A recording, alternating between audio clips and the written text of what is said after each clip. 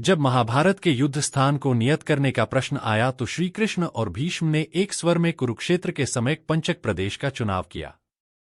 ये वही स्थान था जहां भगवान परशुराम ने 21 बार क्षत्रियों का नाश करके उनके रक्त से 5 सरोवर भर दिए थे।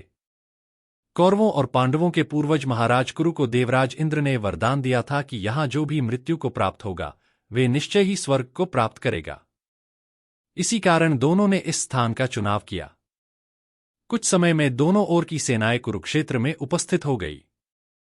युद्ध शुरू होने से पहले दुर्योधन और अर्जुन दोनों मदद के लिए कृष्ण के पास पहुंचे। अर्जुन ने स्वयं कृष्ण से उनकी सहायता करने के लिए कहा। दुर्योधन ने क्या मांगा? युद्ध शुरू होने से पहले दुर्योधन सहदेव के पास क्यों गए थे? जब महाभारत के युद्ध स्थान को नियत करने का प्रश्न आया तो श्री कृष्ण और भीष्म ने एक स्वर में कुरुक्षेत्र के समेत पंचक प्रदेश का चुनाव किया। ये वही स्थान था जहां भगवान परशुराम ने 21 बार क्षत्रियों का नाश करके उनके रक्त से 5 सरोवर भर दिए थे। कौरवों और पांडवों के पूर्वज महाराज कुरु को देवराज इंद्र ने वरदान दिया था कि यहां जो भी मृत्यु को प्राप्त होगा वे निश्चय ही स्वर्ग को प्राप्त करेगा। इसी कारण दोनों ने इस स्थान का चुनाव किया।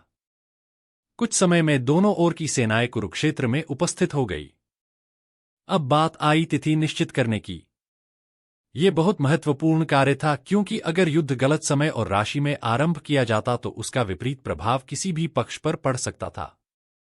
इसी कारण पितामह भीष्म ने अपने राज ज्योतिषी के अतिरिक्त देश विदेश से कई ज्योतिषविदों को आमंत्रित किया ताकि वे ग्रहों और नक्षत्रों की स्थिति के अनुसार युद्ध का सही समय निश्चित करें। उन विद्वानों ने ग्रहों की गणना कर कई तिथियां बताई, किंतु दुर्योधन ने उन सबको अस्वीकार कर दिया। सभी हैरान थे कि दुर्योधन इतने सारे ज्योतिष विद्वानों की बात क्यों नहीं मान रहा। एक दिन अचानक दुर्योधन अकेला ही पांडवों के शिविर की ओर चल पड़ा। उसे इस प्रकार दूसरे पक्ष में जाते देखकर कर्ण और उसके अन्य भाई भी उसके साथ हो लिए। जब उनके प्रधान सेनापति भीष्म को इस विषय में पता चला तो वे भी द्रोण और कृप के साथ उसके पीछे पीछे चल दिए। उन्हें आशंका थी कि कहीं दुर्योधन अपने क्रोध में समय से पहले ही युद्ध की स्थिति उत्पन्न ना कर दे। दुर्योधन और इतने सारे योद्धाओं को अपने शिविर की तरफ आते देख भीम और अर्जुन को शंका हुई और वो युद्ध के लिए तत्पर होने लगे।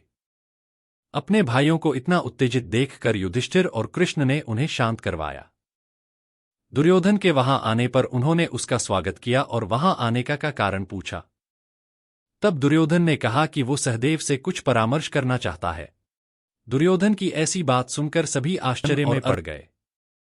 दुर्योधन जैसा मानी व्यक्ति, जिसने आज तक पितामह और गुरु द्रोण का परामर्श भी नहीं माना, सहदेव से क्या परामर्श लेना चाहता है?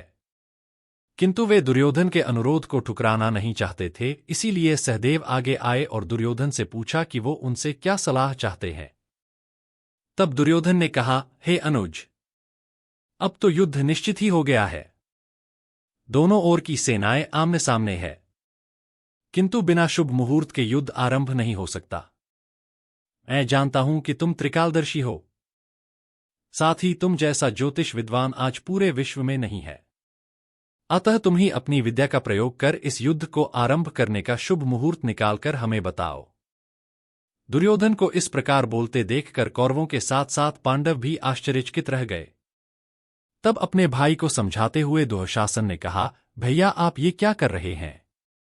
आपने स्वयं कहा कि सहदेव त्रिकालदर्शी हैं, किंतु उससे पहले वो हमारा शत्रु है। अगर उसने जानबूझकर हमें गलत मुहूर्त बता दिया तो हम ये युद्ध अवश्य ही हार जाएंगे। अतः यही उचित होगा कि पितामह ने जो ज्योतिष के विद्वान बुलाए हैं उन्हीं के द्वारा निश्चित किए गए मुहूर्त पर हम युद्ध करें। तब दुर्योधन ने कहा, दुशासन, मुझे इस बात का पूर्ण विश्वास है कि सहदेव किसी भी परिस्थिति में हमारे साथ छल नहीं करेंगे। ये उसका स्वभाव ही नहीं है। मैं जानता हूं कि कृष्ण भी त्रिकालदर्शी हैं और मैं युद्ध का मुहूर्त उनसे भी पूछ सकता था, किंतु मुझे उन पर विश्वास नहीं है। वे अवश्य ही हमारे साथ छल कर सकते हैं। औरों की क्या बात है, इस विषय पर तो मैं स्वयं धर्मराज युधिष्ठिर की बात पर भी विश्वास नहीं कर सकता, किंतु मुझे इस बात का विश्वास है कि सहदेव हमारे साथ छल नहीं करेंगे। दुर्योधन की इस बात का भीष्म और द्रोण ने भी अनुमोदन किया। उनकी आज्ञा के बाद सहदेव ने युद्ध का मुहूर्त बताना स्वीकार किया। अगर वे चाहते तो ऐसा मुहूर्त बता सकते थे जिससे पांडवों को फायदा होता और वो आसानी से युद्ध जीत जाते, किंतु उन्होंने ऐसा नहीं किया। सहदेव ने युद्ध का मुहूर्त ऐसा रखा जब ग्रह और नक्षत्र ना पांडवों के लिए फलदायी थे ना ही कौरवों के लिए, ताकि इस युद्ध का जो भी निर्णय हो वो केवल अपने बाहुबल के बल पर हो। उनके बताए गए शुभ मुहूर्त पर ही युद्ध लड़ा गया और पांडवों ने अपने पौरुष और श्रीकृष्ण की सहायता से युद्ध में विजय प्राप्त की।